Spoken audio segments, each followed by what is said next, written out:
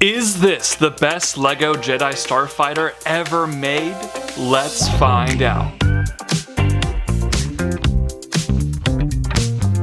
Hello everybody, the Brickologist here with another throwback LEGO Star Wars set review. Today we're going back to the winter of 2015 to take a closer look at set number 75087, Anakin's Custom Jedi Starfighter. This set used to retail for about $40 US, contained 370 pieces, and unfortunately I no longer have the box, but here is a picture at what that box art would have looked like. I do, however, still have the instruction manual with 78 pages of building, and the back has an advertisement for this gigantic winter wave in 2015. I have every single one of these sets, so if you want to see a review for any of them, just let me know in the comments down below. Before we get started, please consider giving this video a big like, subscribing to this channel, clicking that bell for new video notifications, and becoming a channel member. All of that really helps out my account to bringing you guys reviews like the one you're about to watch. Here is the completed set itself. You just get the one vehicle and 3 minifigures. Let's look at those exciting Clone Wars figures first. The first minifigure included with this set here is Anakin Skywalker. Now this figure is not exclusive to this set. He also came in the 2013 Republic Gunship set,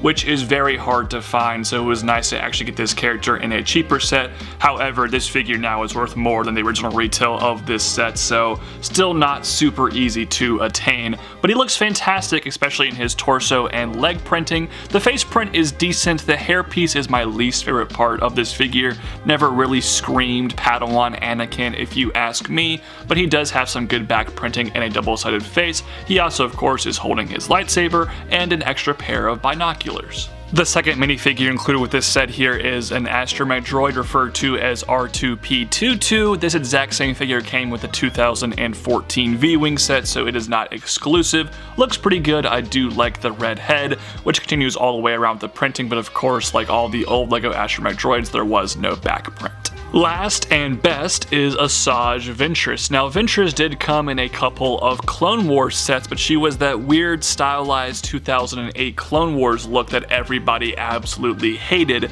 This is the only time LEGO has ever made her in what would be considered the normal standard for LEGO minifigure print designs these days, and her face print and torso print look so good. I absolutely love that. Also, her 2 lightsabers with that specific hilt piece look fantastic as well. The lack of leg printing is a bit distracting, but I can forgive that because the back head print and the back printing are also so good. Definitely the best minifigure in this set, and she's gonna run you probably about 50 bucks online. Not surprising because of how good and exclusive she is. And here it is, everybody, Anakin's Custom Jedi Starfighter, otherwise known as the Azure Angel itself. This is the only LEGO set ever based on the original Clone Wars show from 2003. That automatically earns this set major brownie points for me. This vehicle obviously shares a lot of designs with your normal LEGO Jedi Starfighter, but this is Anakin's quote-unquote custom Jedi Starfighter, meaning the design is a little bit different, and that's most prevalent at the front of the vehicle here. The gigantic engines and the additional kind of flaps to give it a more unique shape just looks so cool. I mean, come on, how can you not adore this design? There are stickers inside here that look pretty solid. These could have been maybe a different color, but not a humongous issue.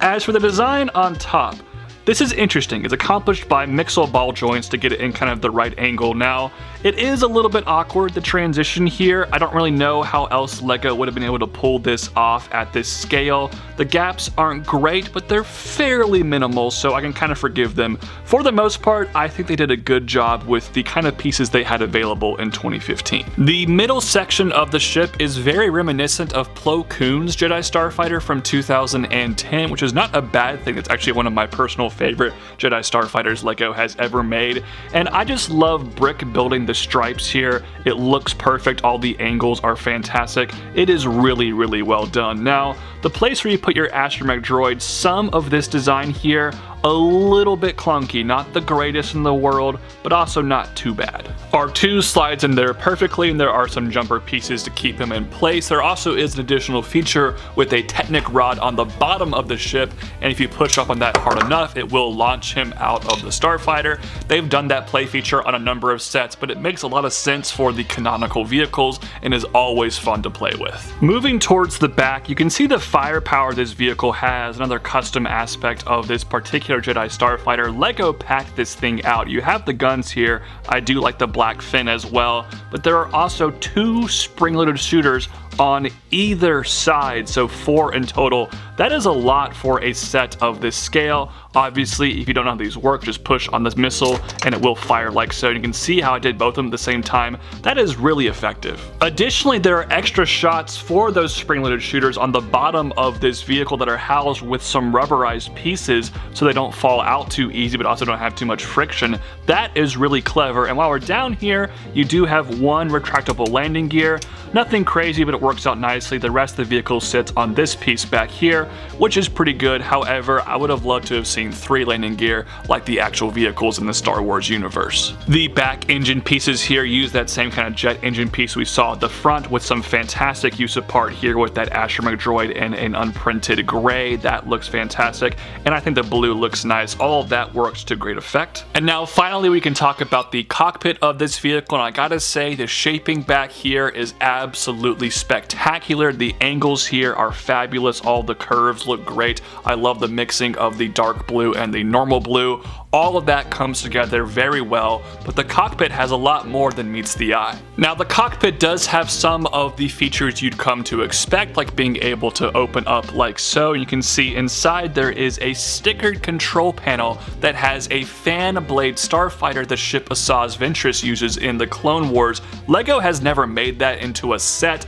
I was hoping when I got this set back in 2015 that was coming next. Unfortunately, we never got that. LEGO, get on it, because that is a very cool vehicle in Star Wars. Anakin Skywalker can of course fit inside the cockpit there, and there even is a little place to put his binoculars, which is very cool, and that closes over him nicely. Now, there also is a place to store his lightsaber, but we have to show you an additional play feature this vehicle has first. A few LEGO Jedi Starfighters have had this play feature in the past, so it shouldn't come as a humongous surprise, but there is an escape pod. Not something that actually happens in the Star Wars universe, but for the most part it doesn't compromise the build or anything, so it's just fun for the kiddos.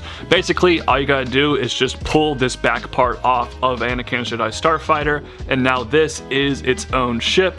Looks very awkward at the front, obviously not the most aesthetically pleasing thing, but it does reveal the clips on the bottom here, which are where you can put Anakin's lightsaber. There are 2, so one holds the hilt and one holds the blade. Kind of weird the blade is being held by a clip, but whatever, I can forgive that because it is nice to have storage for all the accessories. Alright, there she is, Anakin's custom Jedi Starfighter. This is a freaking awesome set, y'all. One of the most underrated LEGO Star Wars sets of all time, and I posed the question at the beginning of this video, is this the best Jedi Starfighter set they've ever made? And look, I have a lot of nostalgia for the original Jedi Starfighter from 2002, but besides that one, I do think this one probably is, and it's definitely my favorite looking. I just love the aesthetic of this ship. It is so cool. The random specifics about this set are also very nice. I think it was a good value for $40 back in 2015.